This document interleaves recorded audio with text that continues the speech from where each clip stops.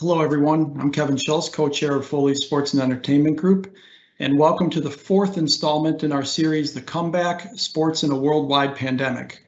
We hope you were able to make our earlier programs on the business of sports, facility development and redevelopment, and facility and event operations.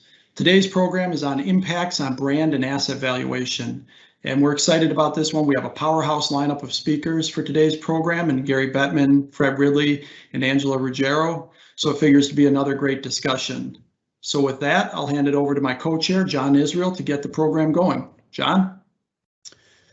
Thank you, Kevin. Hi, everyone. And we really thank you for joining us today. And for those who don't know me, I am John Israel. I'm a partner in Foley & Lardner's New York City office, one of 21 Foley offices across the U.S., 24 globally. We have about 1,200 attorneys practicing in a broad range of disciplines that you would expect to find in a general service law firm like ours.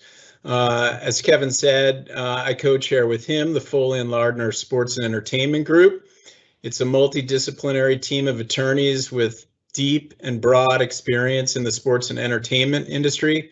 I myself spent more than 7 years as an in-house lawyer in the NBA league office, and several others in our group also have held leading roles at various sports organizations, including, for example, one of our guests today, Fred Ridley, who's not only the chairman of Augusta National, but is also a Foley & Lardner partner, a former member of the firm's management committee here, and the former head of the firm's real estate practice.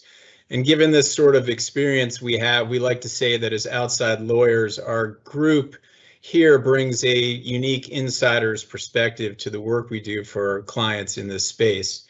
And we are very excited about this series, The Comeback. It's only a year ago at this time. I think we were basically under a virtual lockdown. All leagues had shut down or had suspended their then current seasons, with some of them launching their plans around this time, I believe, for bubbles and such. But much has happened since then. And today we are now months into the comeback. And with every passing week, we are cautiously optimistic and seeing a somewhat exponential resurgence in energy around professional sports, which is great to see.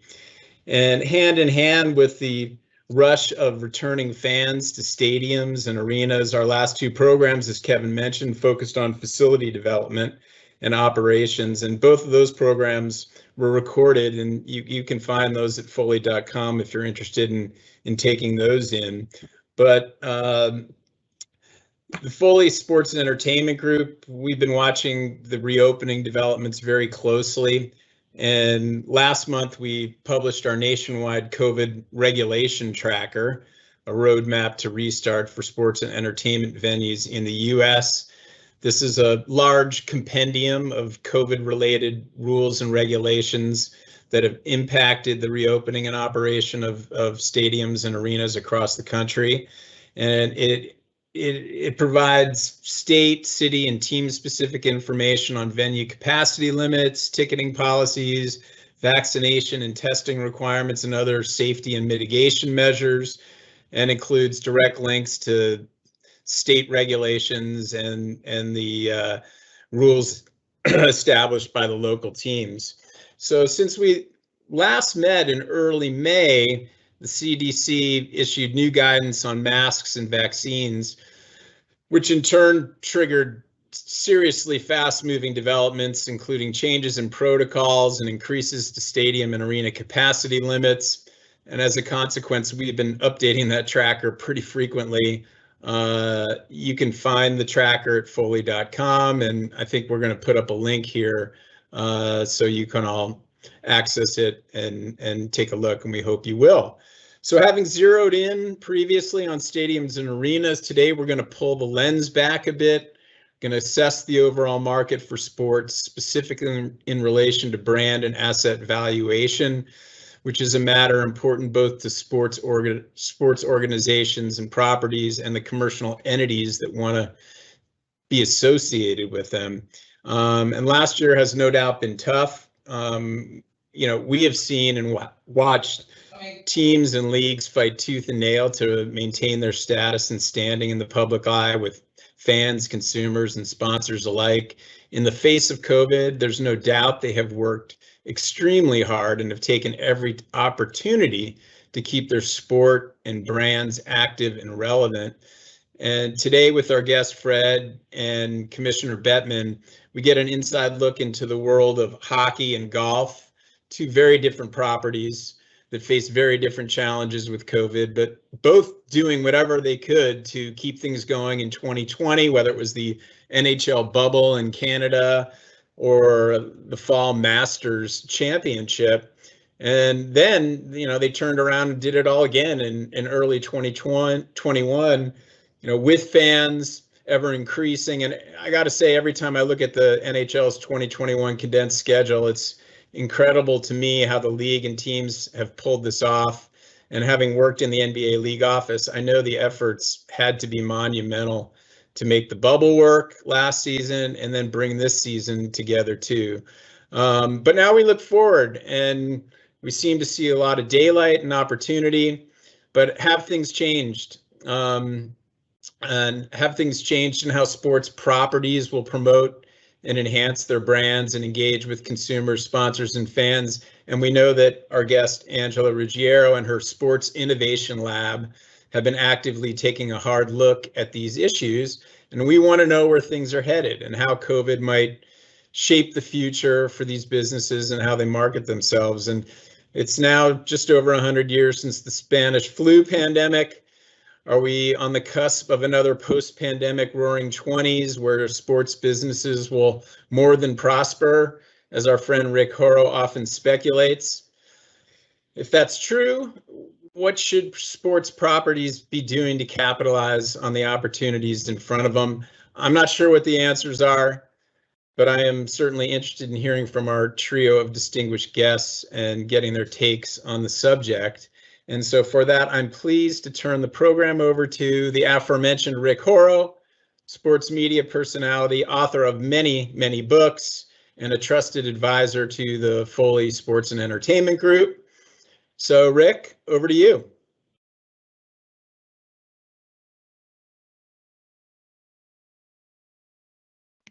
Rick, over to you. Are we good? Can you hear me? I hear you now. Awesome. What a great transition, as usual. Thank you very much, Kevin, and thank you very much, John, for the introduction. And this is a really exciting opportunity to get inside the profession as maybe we haven't been able to before.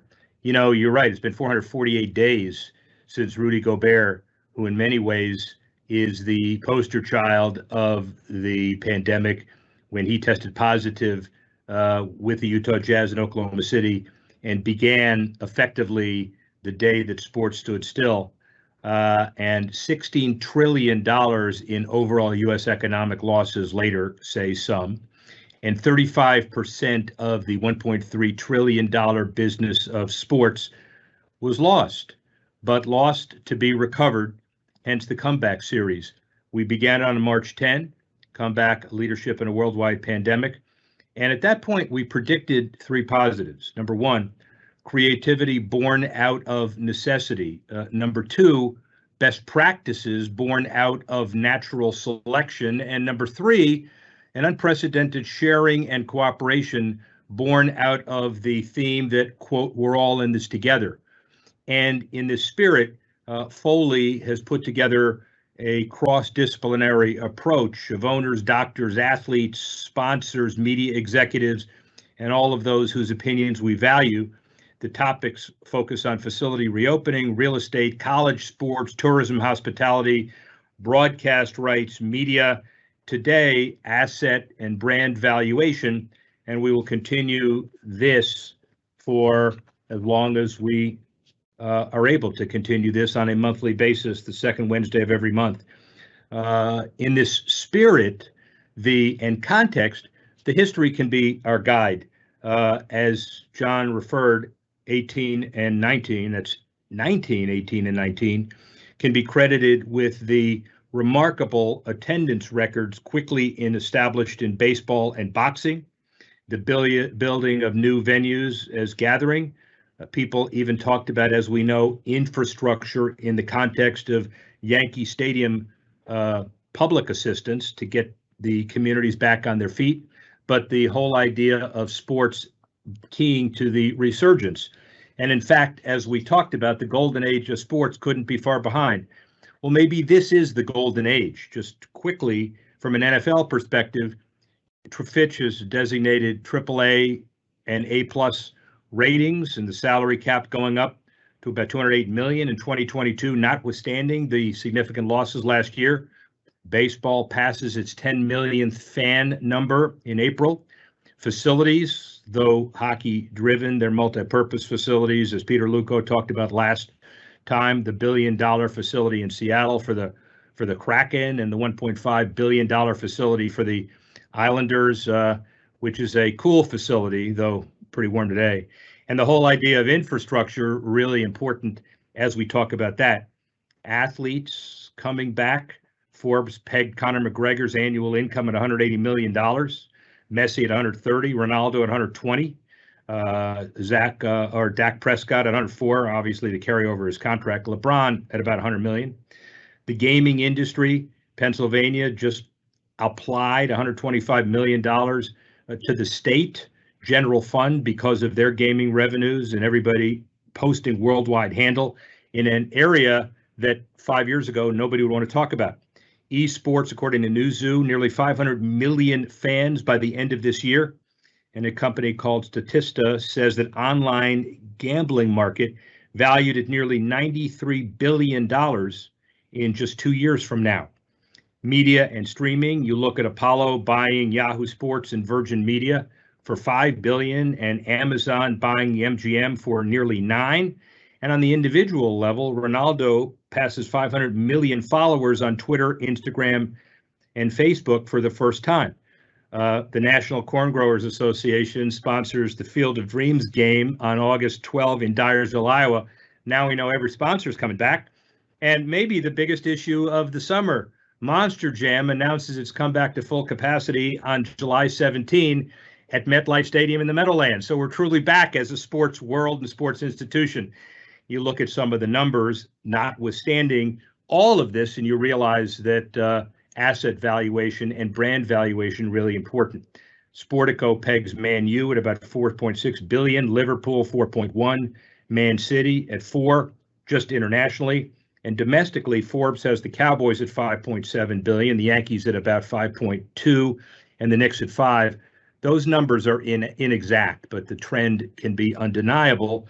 And frankly, I left out, for intentional reasons, hockey and golf, because the guys who will follow will tell the stories of the comeback from those perspectives. The bottom line is the comeback is undeniable.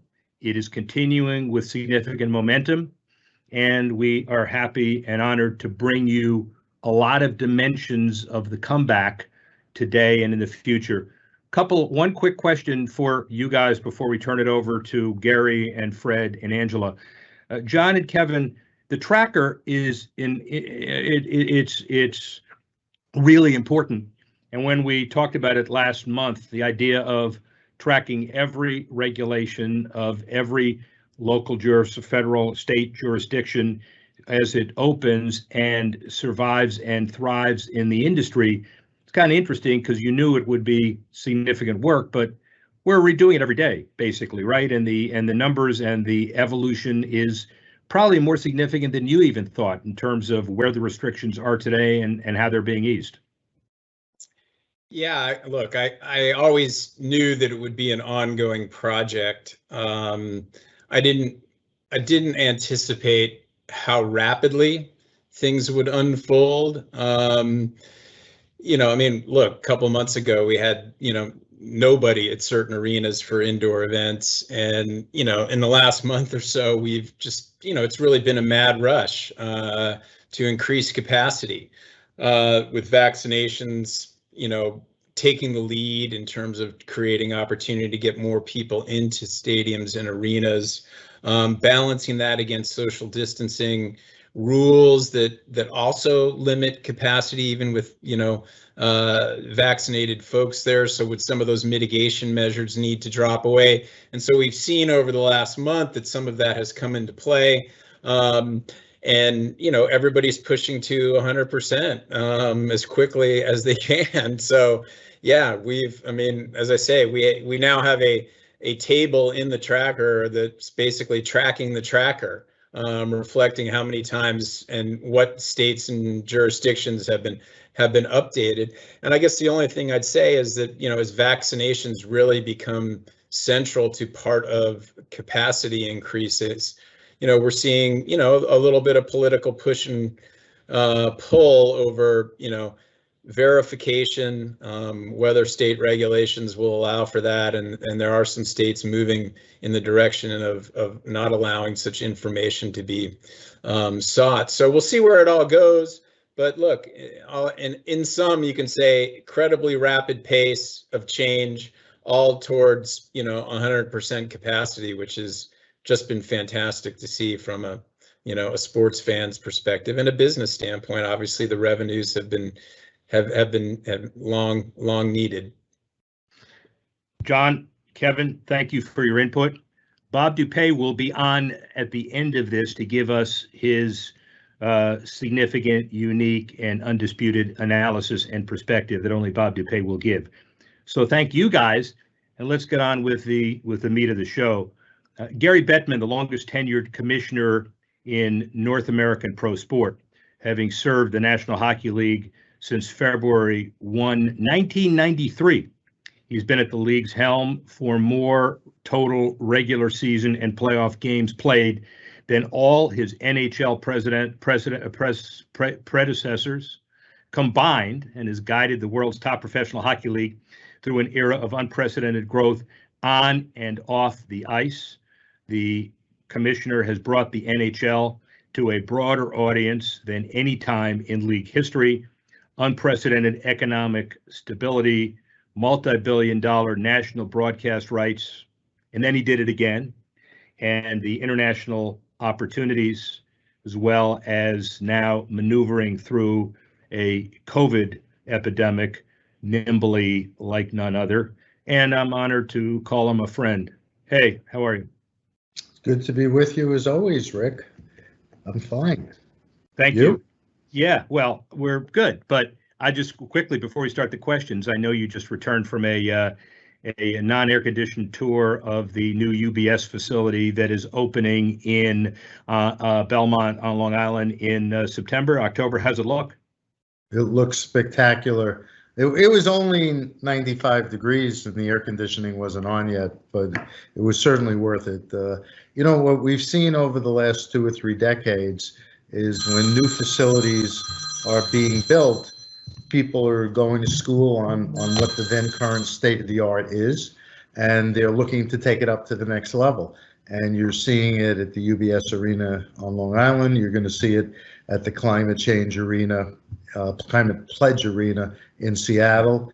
And they're going to be as fan-friendly, as environmentally friendly, and as exciting as any facility that anybody's ever seen. So it's at a good time as the world appears to be normalizing and people are gathering again in large groups. It's a testament to your skill and vision that you tell people who want Stanley Cup tickets just to leave you alone for an hour, but they end up calling you right there anyway, and just put them on hold. You can get back to them right after this is over. It's okay. No, we try to be extraordinarily fan friendly. You say it's a testament to my skill after you just went through all the ways that I'm the oldest and longest serving commissioner in sports, indicating that I've been doing this almost 30 years, not including my stint at the NBA. But you and I as friends go back 40 years as well. So your hair wasn't quite as white or gray when we first met, but you're still plugging along as you always have, which is great to see. Appreciate that. There is some causation to that. We'll leave it alone. When you took the job in February of '93, the state of the Nhl brand was evolving. Kind of describe where it was then and how your earliest goals and objectives mesh with basically where you are now. Give yourself a critique. Well, I try to leave the critiquing for others, so let me stick to the facts. When we had far fewer teams, when I had been anointed commissioner, we had just admitted 2 more teams, which took us, I think, to 24 at the time. We'll be at 32 for next season. I think gross revenues for the entire league was $430 some odd million. Had it not been for the pandemic this year, we probably would have been about $5.5 billion. We have new arenas. We have the best competitive balance in all of sports because of the economic system we have with the players that enable all of our teams to compete by virtue of a salary cap and revenue sharing. And we had to pay a pretty big price to get it.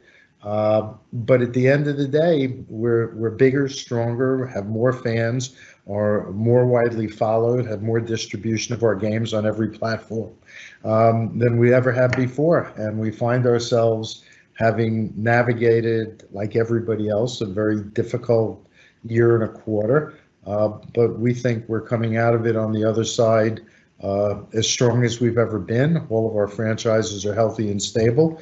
And we think the future is as optimistic, as rosy, and as bright as it's ever been.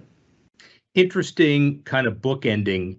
Maybe we take a little historical liberty, but not too long after you assumed the helm, the lockout, the labor disruption, labor piece that's, as you have said, legitimately much better for the economic future of the game.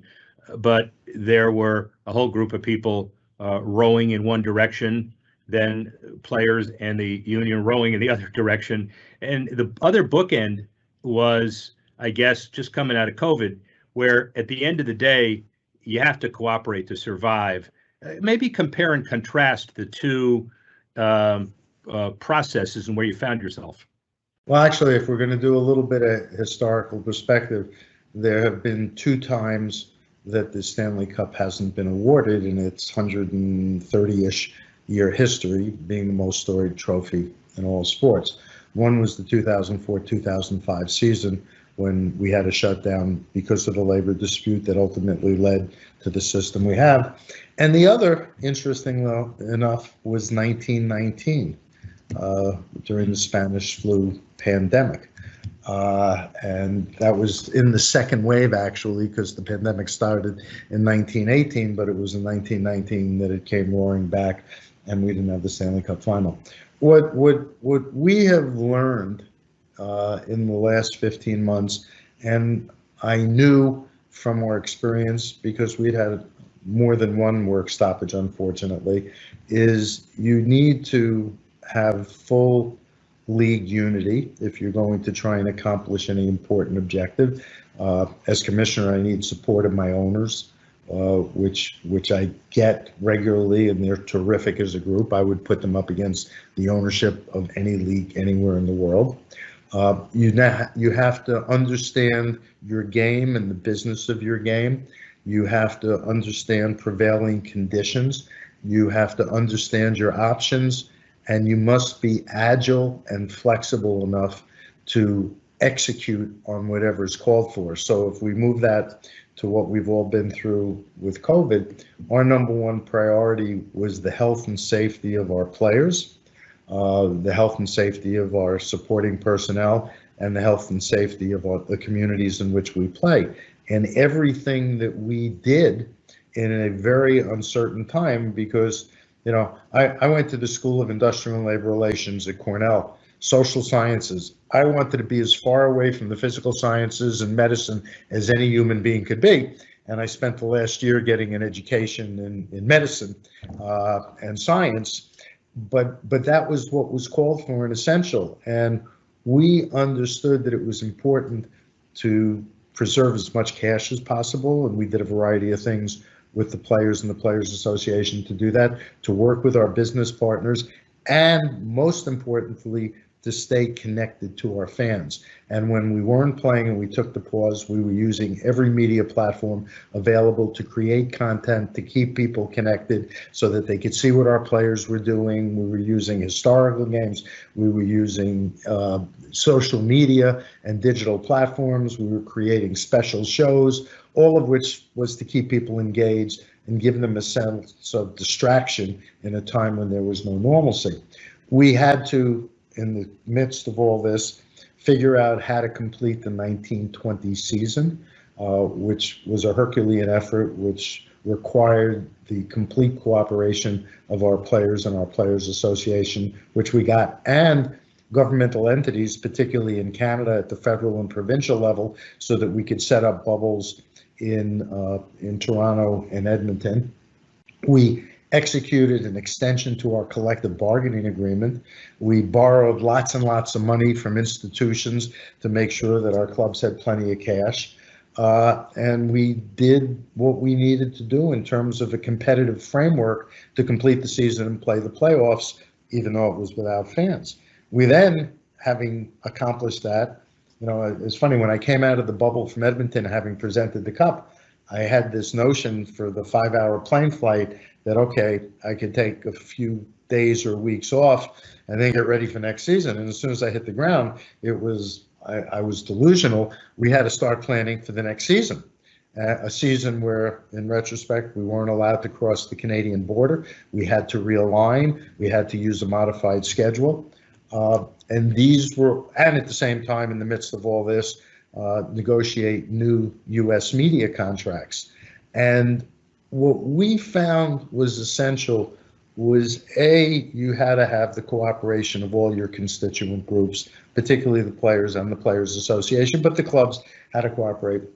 B, you had to give your fans a sense of connectivity, a sense of being a part of it, a sense of letting them know that they're important, and that's why we're doing all the things that we're doing. And we had to make a lot of adjustments. We had outbreaks of COVID on some teams. We had to keep jiggering the schedule, although we got the regular season of 56 games compared to our usual 82 completed. We're at the end of the second round of the playoffs, about to enter the third. And if everything stays the way it is, the Montreal Canadiens have now been given, as we have, an exemption to come and go across the border to play the games in the conference finals. We're going to be able to bring in whatever team's going to face them, whether it's Vegas or Colorado. But all of this required constant scrutiny, including waking up every day to look at test results to see how many NHL personnel had been infected and who we had to quarantine and what games might have to be rescheduled. And it took an extraordinary organization. I'm quite fortunate with people that work with me at the league office and at the club levels and at the Players Association and our doctors. And our doctors were talking to the doctors at the other major leagues on a weekly basis, if not more, because we were all sharing information as to how to set up the right protocols to get through this. I don't even remember the question you asked me anymore, but this was a long-winded way of saying this is what we had to do to get through the last 15 months. Well, you answered that one and probably 7 or 8 others that I either asked or kind of half-asked. But the issue, my takeaway from all of that, and it's brilliant, it's a question that is maybe more psychological. I get to ask this question because I know you. Control is very important, and not top-down, my way or the highway control, but you're firmly controlling the situation. Your owners know that. Everybody in the sport knows that. And that's one of the beauties of how people perceive you as commissioner. What's it like waking up every day knowing that the fundamentally biggest issue that you have to deal with on a regular basis is something you have no control over, which is the spread of the virus? That presumes that you go to sleep in the first instance, so you can wake up. It was, and I'm sure Fred will tell you the same thing, and the other commissioners would tell you the same thing as well. When there's uncertainty, it can be a little stressful, especially for us type A's. But you have to learn to adjust to the fact that you were living in a world where you needed to be flexible. But the way you deal with that control is you learn everything you can learn. You get as much information as data on a constant real-time basis, and you're constantly exploring your options. And, you know, I forget who said it, and a lot of people take credit for the quote, but vision without execution is nothing more than a hallucination. And so the goal was not to hallucinate, it was to think about what your choices were, what your options were, and be able to react in real time. And that was the key, and having a well-oiled organization, if you will, people who know how to work together and were committed. And by the way, having to do all the things we just talked about virtually, right? That's not the way we function generally. Right. Negotiating, you know, a collective bargaining agreement virtually, negotiating major media deals virtually, that was a new experience. It also reminded me that I guess we could all work a lot differently and spend a few less hours on airplanes, but we were all taken out of our normal natural rhythm, but there were no excuses. It was you had to keep going, otherwise you would be consumed. And again, you know, whether it's personal or family, worrying about everybody's health. I mean, we used to, at the beginning, my senior staff and a few other people who I put together as a task force, we were having conference calls to start every single day. And the first question was, okay, how many of our people have tested positive? Who's sick? Okay, not because we were docking them pay or anything. To the contrary, we wanted to make sure everybody was healthy and getting through this. And that was always the goal, because you got to take care of your people. But again, none of this happens if we don't get full buy-in and cooperation, particularly from the players and the Players Association. Two more. One, the great answer, as always. Two more. Franchise value, people, we're talking about brand valuation, and people always focus on that, you know, the league gets $500 million for a expansion franchise in Vegas, then a worldwide pandemic throwing the whole world into crisis. Then you get $650 for a franchise in Seattle. Kudos to you. And just to identify that that's one of the key indicators that all the textbook people have. What is kind of your big now key indicator of you've already reached that pinnacle, expansion's done at least for today in Seattle? What's the next big challenge? Well, first of all, the expansion agreement was struck, I don't know, 3 years ago for Seattle. And I will tell you, it was one of the most contentious executive committee meetings I ever had, because they thought I had set a price that was way too low. And in retrospect, I may not have. And just like people thought we were crazy for going to Las Vegas as the first club, and it's been an incredible, huge success. Thank you, Bill Foley and everybody at the Vegas Golden Knights. And now every other sports league, you know, thinks it's the greatest place to consider going. And I guess, you know, flattery is most indicated by imitation. But at the end of the day, to me, what I take from this comes in three packages. One, our fans are coming back in absolute surges. To the extent we're allowed to have fans, our buildings are packed, they're alive, the energy is incredible. The confluence, I suppose, of the playoffs starting, people missing us, and people looking to get a sense of normalcy. Our buildings have been sensational. I was in Boston the night before last, packed house, and the fans could have blown the roof off. And it's great to have that sense of normalcy and to see how much our fans miss us, which has always been the case. I mean, people forget the fact that when we took off the 04-05 season, we came back to record revenues, record attendance, and record ratings. And I don't know that any business in any industry has ever been able to accomplish that after shutting down for a year. The second is the confidence that Warner Media and the Walt Disney Company through Turner and ESPN and ABC have shown in us moving forward. We couldn't be more gratified and excited about, and having roughly 2.5 to 3 times what our U.S. media rights revenues had been. And we've also had tremendous engagement from our existing partners, business partners, and others. So from our standpoint, I always believe that the traditional publications that post franchise values have always historically undervalued hockey franchises, undervalue the value of the fact that we have the best fans, the most affluent, the best educated, the most tech savvy in all the sports, the fact that our fans tend to be the most passionate. And as I said before, all of our franchises are stable and healthy and there are no issues. I think our values are higher than they've ever been and are only going to go up further. Final question for you, and you eloquently write in our book we did together, Sport Business Handbook. You say when there is adversity, you deal with it and move on. You don't ignore it. You don't gloss over it. You got to confront it. Adversity is not an excuse. You can't be afraid of it. And that's a consistent theme. But if anything, how relevant is that advice to everybody as we come back from the pandemic? You don't always get to choose the hand that you're dealt. And if you're running an organization, if you're trying to not just create value, but maintain value, you have to make the tough decisions. You have to be prepared to make them. And most importantly, you have to be transparent in what you're doing. And, nobody gets it right 100% of the time. But if people understand what you're doing, they'll respect the decisions you make. And over time, hopefully, you're making good decisions. Otherwise, you won't be the one continuing to make those decisions.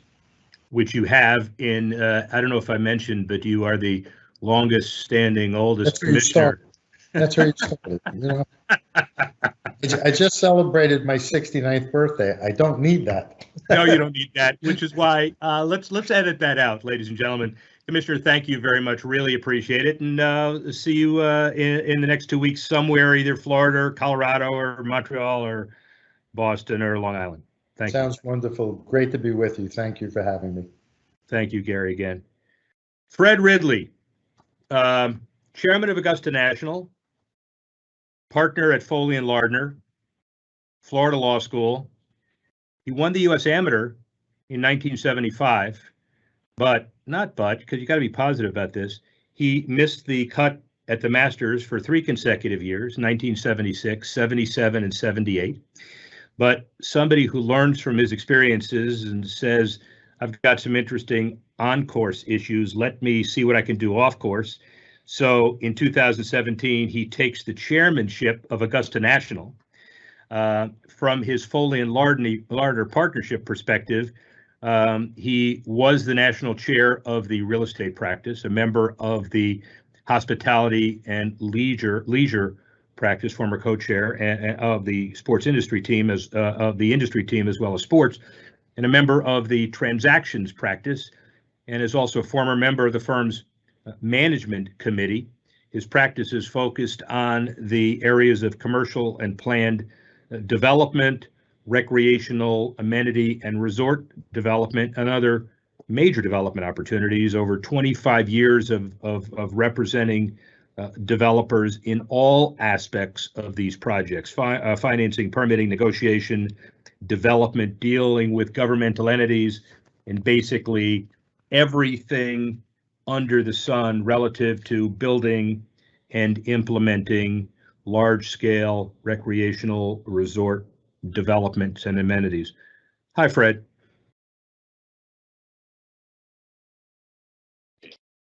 There you go. There we go. Okay. There you go. That wasn't just me.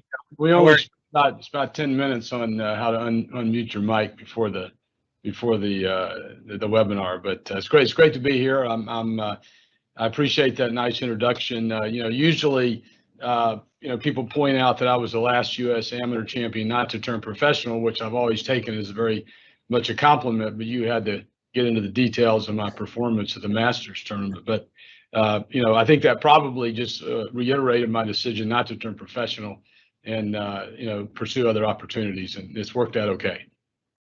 So, Fred, when you took the chairmanship of the Augusta National venue, it has constantly and consistently been acclaimed as one of the top sports brands of all time, no dispute. When you did become chairman, did you consider how it achieved that consistent and universal acceptability? And what steps did you feel you had to take over the past 16 months to maintain or even enhance the brand? Well, Rick, as you mentioned, my background, having played in the tournament, I have about almost a 50-year history with Augusta National. So I've seen a lot that's happened, from playing in the tournament 3 times, as you mentioned, to attending for many, many years as a past U.S. Amateur champion, to being involved in the administration of the tournament, both as a USGA official and then later as heading up the competition committees, and now the last 4 years as chairman of the club. So I've really seen a lot of that evolution over a long period of time, and I've got to observe really the things I think that contribute to the brand value that exists at Augusta National and the Masters tournament. I think if you go back to the beginning of the club in 1932, the first chairman of Augusta National was a gentleman named Clifford Roberts, and he was known for his meticulous and almost maniacal attention to detail, and he believed that you either improved or you moved backwards, and his concept and mandate of continuous improvement was one that really was built into the culture of the club and has been something that certainly I inherited and we've tried to continue, and that's really taken a lot of different forms. I think that value. I think an organization and its brand is really identified by its values, and that value of continuous improvement. It sounds very simple, but if you think about taking every aspect of an operation every year, tearing it apart, looking at it and seeing how can you improve it, even if only a few percentage points, it has a real cumulative effect over a number of years, and that's taken it.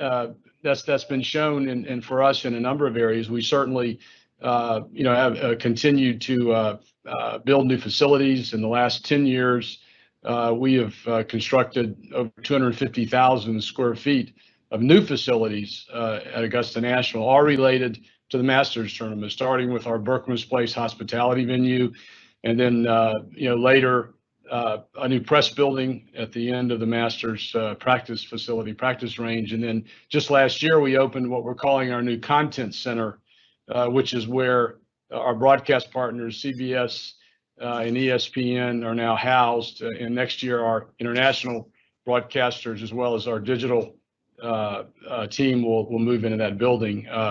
So we're constantly, renewing and improving. That concept also goes to really just some of the most basic things, the beauty of the golf course and the grounds. I think that's one of the things that attracts people to Augusta National, whether or not you're even a golfer. Just the fact that you can be there in the beautiful setting is something that people really appreciate. We look at every aspect of our operation every year, from pimento cheese and egg salad sandwiches to our television broadcasts and digital offerings. And I think most importantly, the courtesy and respect that all of the people involved with the tournament try to show our patrons. That's something they leave with, and that's something they remember. So I think in addition to that, Rick, while Augusta National certainly is very traditional, relies a lot on traditions as part of our brand, I think that there has to be a continual willingness to evolve and to innovate. And I think that's really the underpinning of our continuous improvement, and we do look at everything every year. I think as far as you also asked the second part of that question, as far as the steps that we took during the pandemic to maintain our brand. I think first and foremost, the Masters tournament is core and central to our brand. So it was really important that we try to figure out a way to stage that tournament in 2020. So when we announced in March of last year that we were not going to hold the tournament in April, we were very careful to say that we were postponing it because we were confident that we would, in fact, be able to play the tournament. We really didn't know that for a fact, but we just believed we would. And I think that was really a testament to the collaboration and the give and take that the organizations in the world of golf and the golf ecosystem undertook. There were some tournaments that had to be canceled, that couldn't return.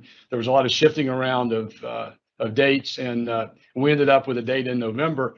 And the thing that was really difficult, and I know Gary and the other commissioners have experienced this, is we had to make decisions based without really all the information that you would normally need to make a decision. So we had to decide 20 or 90 or even 120 days before we were planning to have the November tournament exactly what it was going to look like. That also was a big factor in April. I think if we would have really known where the world was going to be in April, we could have had a lot more people at the tournament. We had to make that decision about Christmas, so we limited patrons. It was a kind of a it was a first step in the comeback, and we certainly expect that in 2022 we'll be back to normal. Well, listen, the whole idea of being flexible and being able to make decisions on the fly, we heard Gary's comments, and yours are exactly the same. Your brand is a little bit different because in many ways it's prefaced on less is more, minimal commercials, limited patrons, smaller broadcast windows. But the success of what you've added, the Drive Chip and Putt Championship, the Augusta National Women's Amateur event, the Par 3 event on Wednesday is now televised. How do you balance the kind of more exposure, more visibility, I guess, versus the old line thinking of less is more? Well, I think that sometimes less is more, sometimes it's not. I mean, traditionally, historically, we have limited our offerings. We think there has been value and is value to our stakeholders in restraint, as you put it. We've done, that's manifested itself in limited attendance. We could obviously, have more patrons, sell more tickets than we do. We have, although we've expanded our television coverage in recent years to all 18 holes, we are still on the air far fewer hours than most sporting events, most major golf events for sure. And that's really kind of a balance of quantity and quality.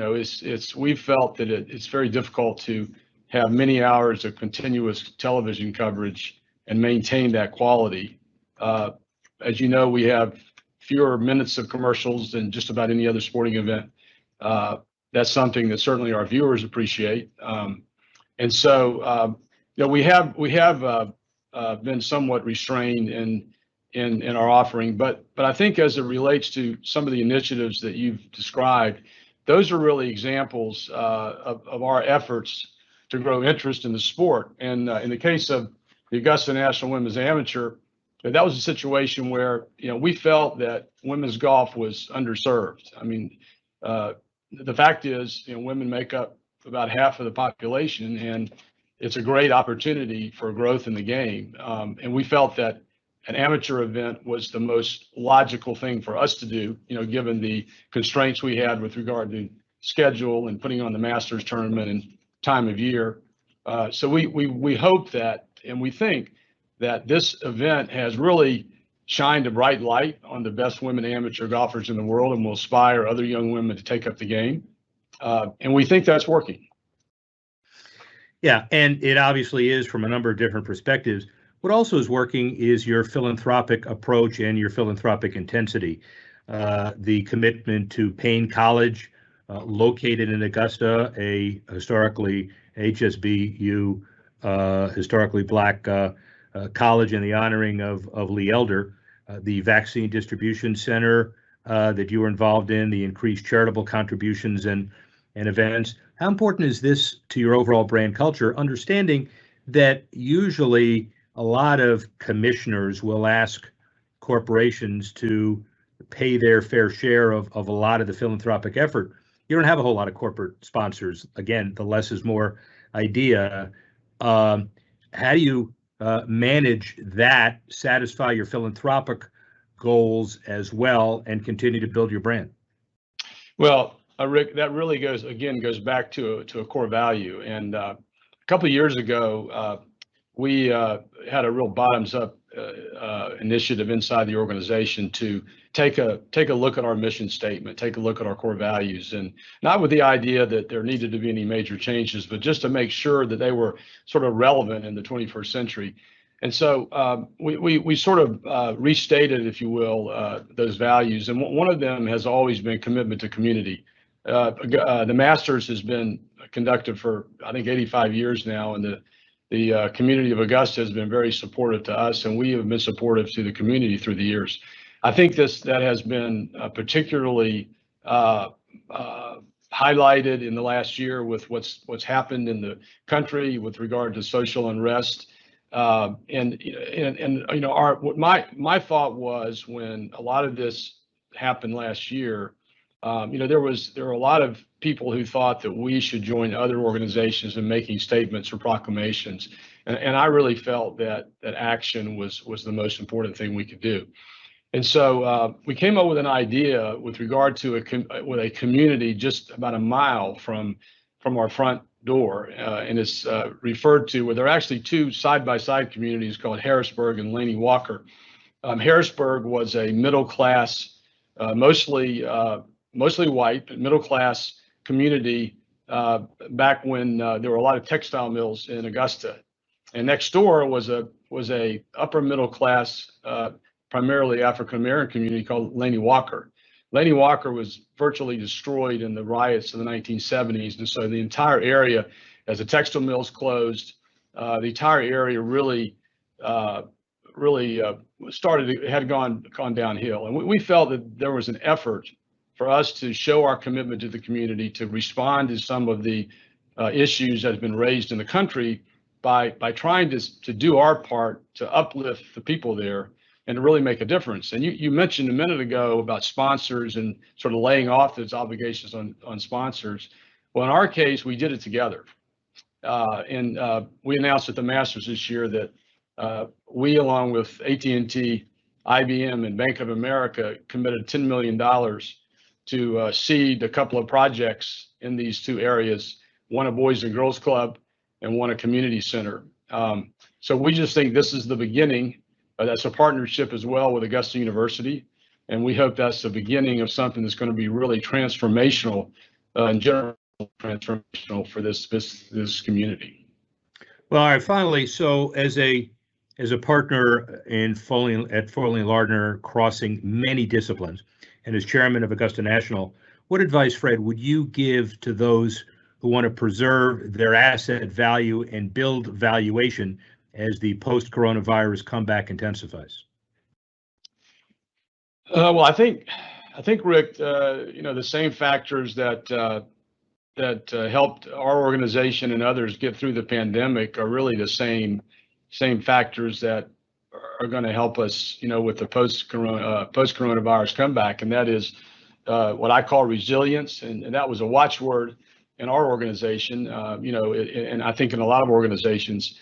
But resilience and a commitment and the ability to adapt. You know, we've seen, you know, and Gary alluded to this, how the NHL had to adapt, and we all have, with regard to being remote, making decisions remotely, which is really tough.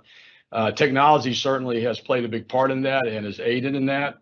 But I think that one of the keys is going to be innovation. I talked about innovation earlier, and I think for us to expedite and speed up this comeback, we have to be willing and committed to innovate. And you know, that's a little difficult on Zoom. And so, you know, I'm hoping that, you know, my advice, I suppose, to answer your question, would be to encourage everybody to get back to work, to get back together.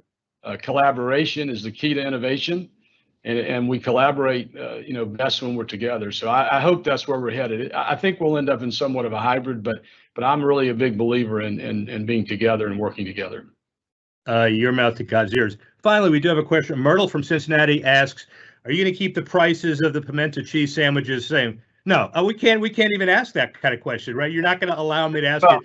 So I mean, what? I think that's public information. So the last time I checked, they were $1.50. So. I won't comment on our future plans, but No, you won't. I think there's value there. Yeah, well put. I think there's value there. And it's consistent with everything that you said. Fred Ridley, thank you very, very much. Really appreciate your insight. And we'll hear more of you down the road. A great Masters this year, better next year, and the year after, clearly.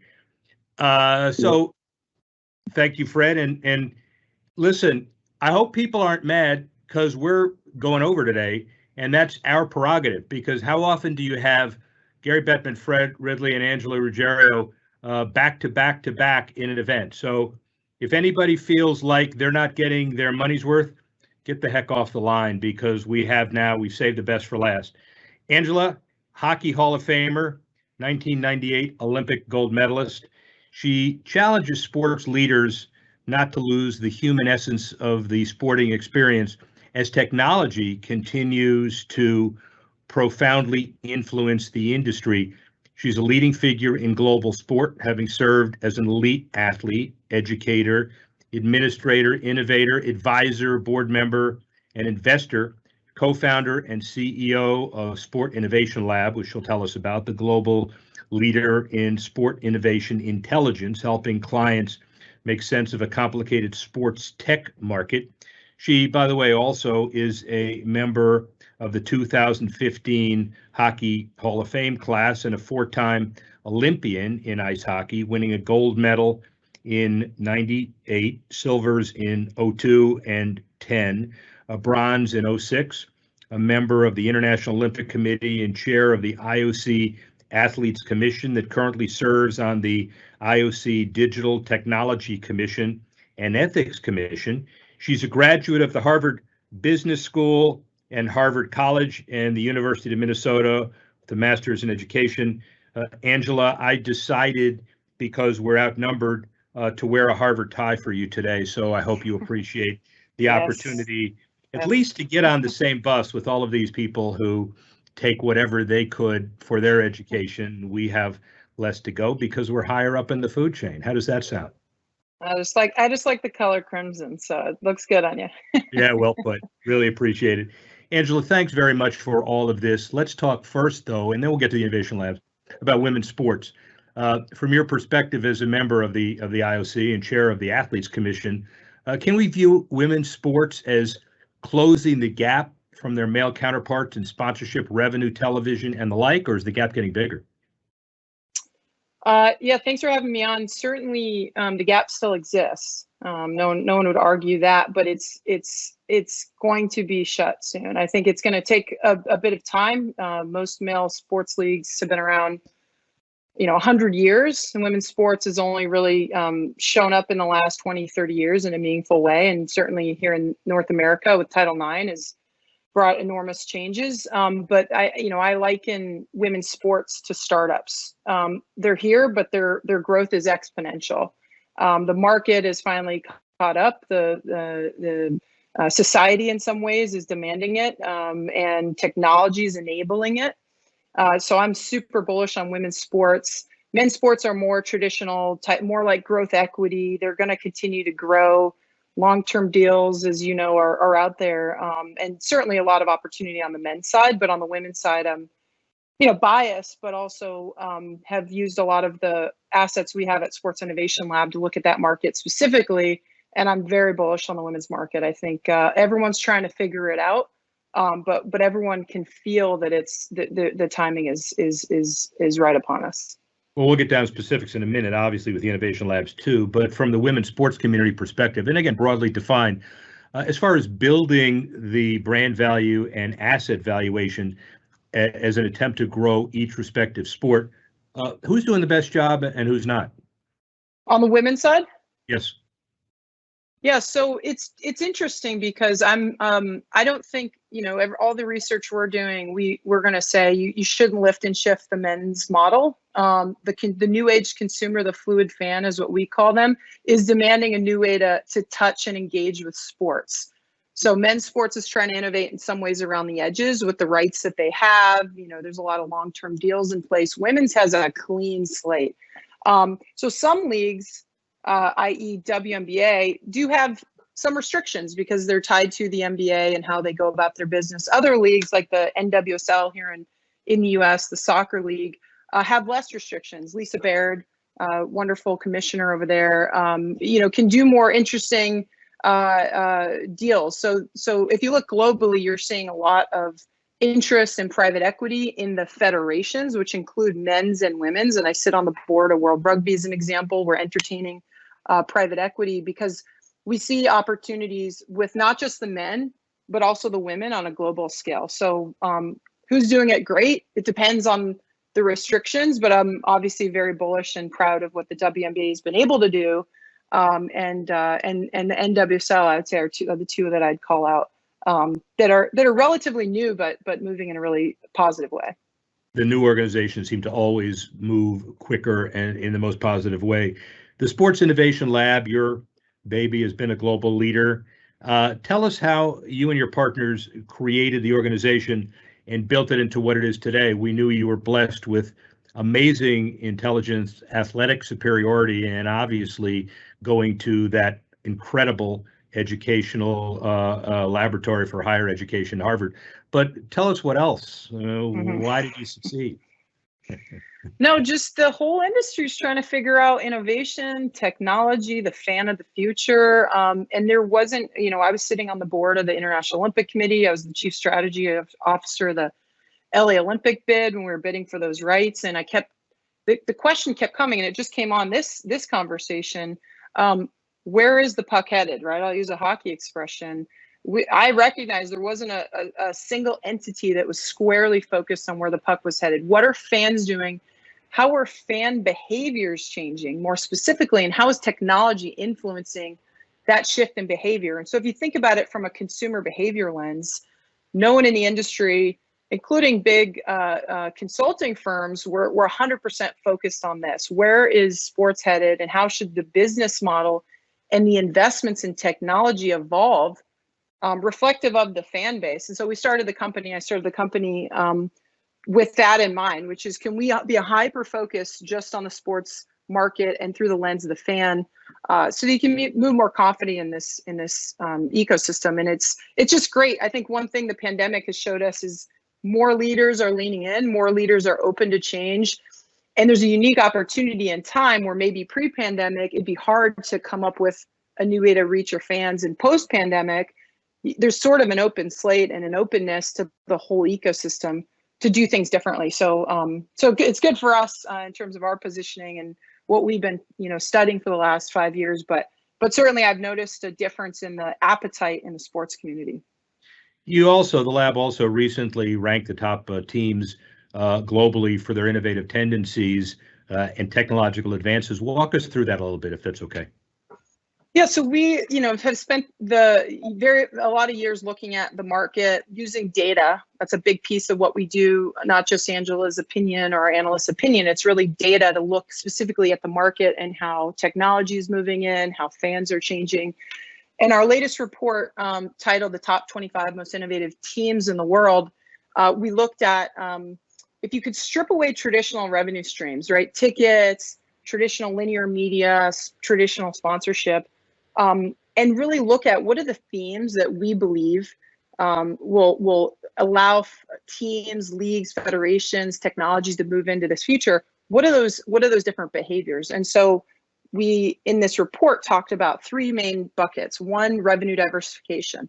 Again, what are teams, leagues doing if you strip away traditional revenue streams to drive more revenue, drive more engagement? Two, what is their investment in technology that aligns with these fluid fan behaviors? These future consumers, these consumers that are here, are you investing?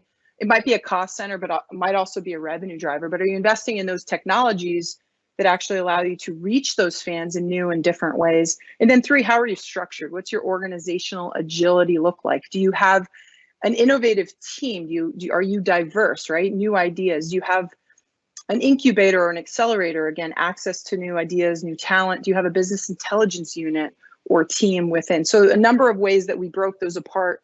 And if you could do those three things, revenue, diversification, technology investment, and organizational structure and agility, you score very highly. And surprisingly, over half of the teams end up being international football clubs, right? They've always thought about, they've been around for a very long time, but they've thought about enterprise value and how they're structured and how they reach global markets and how they reach fans, even if less than 1% ever actually attend their games. And they've been thinking this way for quite some time, unlike, and the Olympics are very much the same. How do you be global, reach new fans, bring them into your ecosystem without having to rely on ticket sales or relying on just traditional sponsorship? So top 25 most innovative teams in sports, if anyone wants to check it out on our website, sportsilab.com.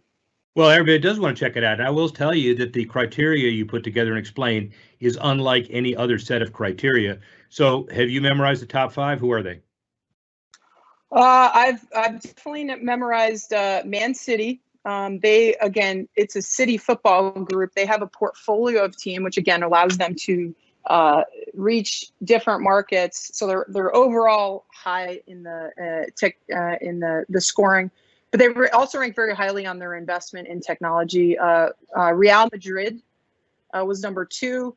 Arsenal, I believe, was number 3. FC Barcelona and FC Bayern Munich. So again, surprising, because these are here in the U.S. we talk a lot about fan engagement and the fan experience, and we're saying yes, largely North American sports teams crush the fan experience. But if you're talking about diversification and enterprise value, where you're building mixed use districts, you're investing in women's teams, esports teams, digital, you have incubators and accelerators, you own your own OTT platform, which allows you to get data from your fans, something largely this industry has not really thought about, but we're really pushing the industry towards. Owning OTT, not just as a distribution platform, but literally so you understand your fan better.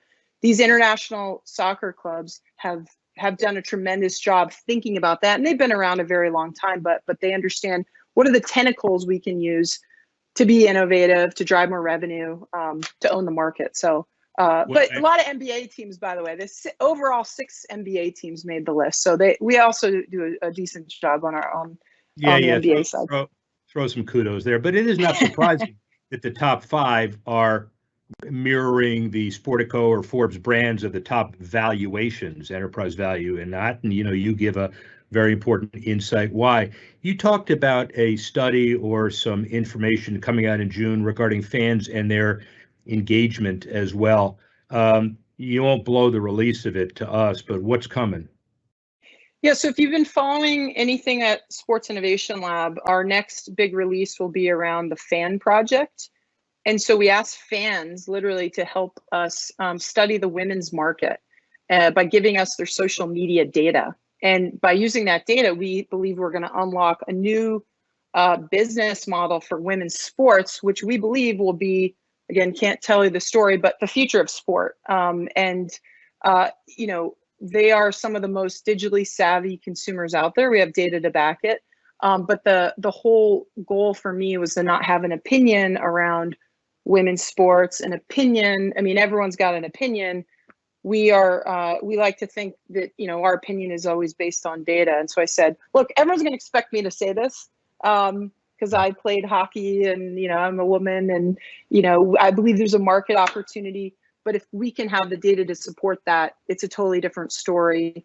And it comes off the back of all of our, 5+ years of research at Sports Innovation Lab. So June 21st, that will drop on the Fan Project report. And it literally is going to be groundbreaking, not for women's sports, but for sports. So I'm really excited to release those. It's just, these fans are different. We're operating in completely new ways. If you, again, think about your cord nevers, you think about how many people during the pandemic watch Netflix or turn to Fortnite or turn to another form of entertainment and not sports, it's a little scary. And so what we're trying to do is really help the industry think through these new ways that these fans are moving, what their behaviors look like, and therefore what the new business model could look like.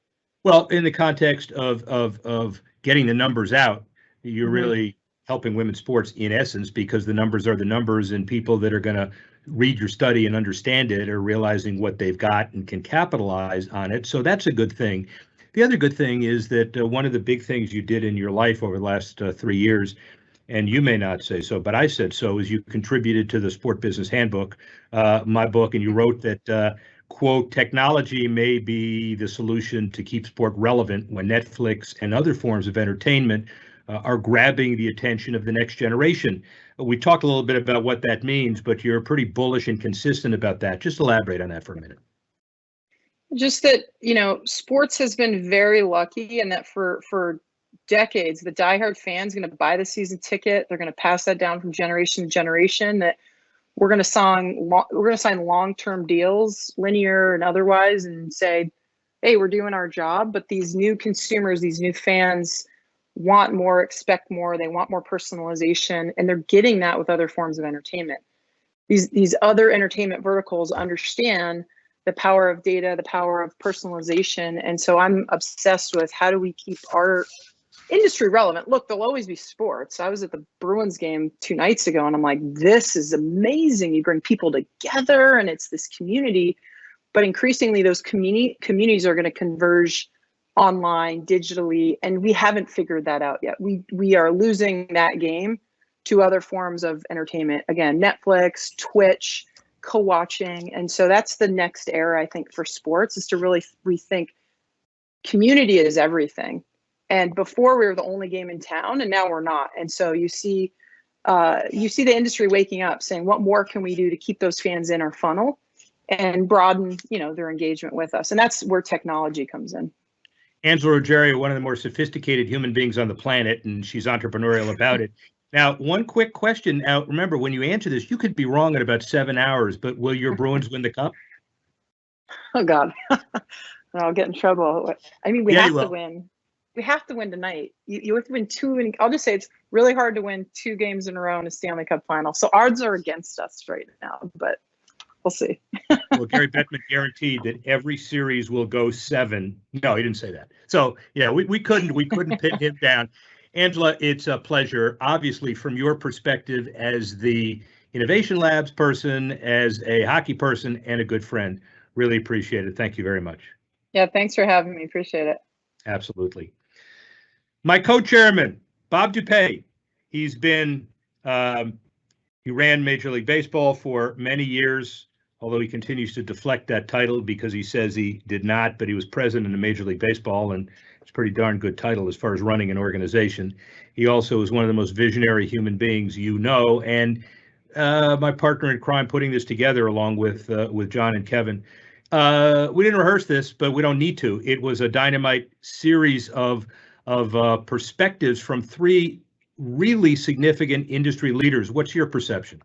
Yeah, I agree with that wholeheartedly, Rick. I thought it was fascinating in that these are different businesses. These are different levels of maturity or different stages of development. But I think there were really 2 common themes that came through with all 3 of them. And that was, number one, a sensitivity to all of the constituents who were involved, and a commitment to both the local and the broader community. I mean, I thought Angela's comments at the very end about the need to integrate, sort of traditional sports with what's going on digitally, with what's going on with esports, and how far they are ahead.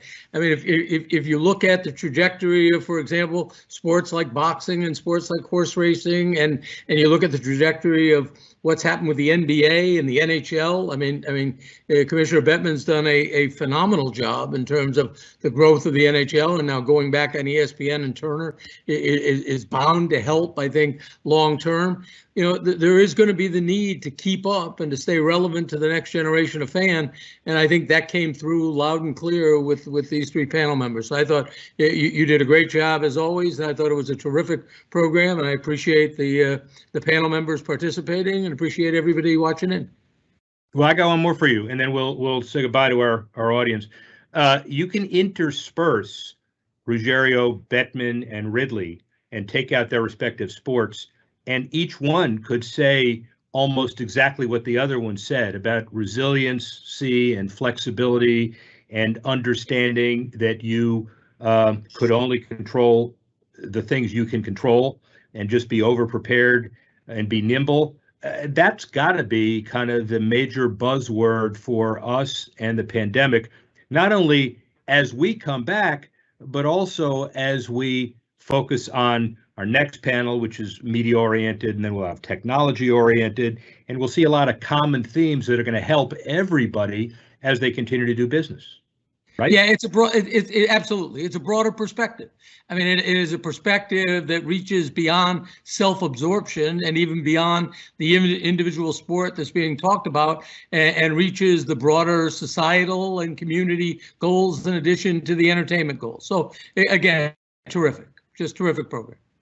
Well, I'd like to thank Kevin and John for enabling, obviously, you to provide the vision on this, and all of you to watch and listen. It'll be the second Wednesday in July for our next one. And I'll leave you with this. One of my best friends just texted and said it was good, except the only issue is you didn't identify what school you were at. The tie, I thought you went to Harvard, not Alabama, Crimson-wise. So I guess I got to get a little more specific as far as my wardrobe. Next time, ladies and gentlemen, no tie. Thank you very much. Speak with you soon.